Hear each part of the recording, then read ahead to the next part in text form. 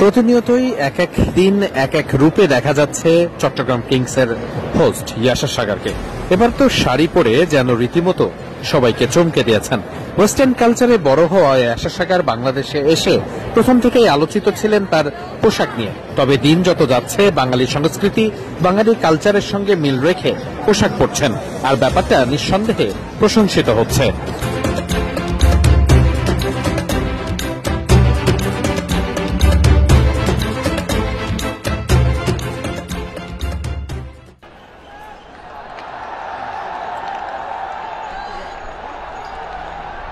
আমি এখন সাগরিকা স্টেডিয়ামে and look আমি আজকে শাড়ি পরে আছি and it's a beautiful day out here. It's bright and sunny. We're taking on Fortune Borishal today, and Fortune Borishal won the toss and elected to field first.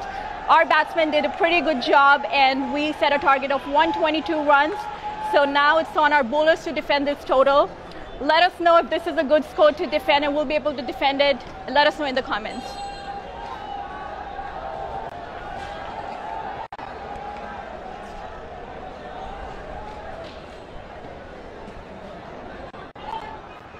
Bold.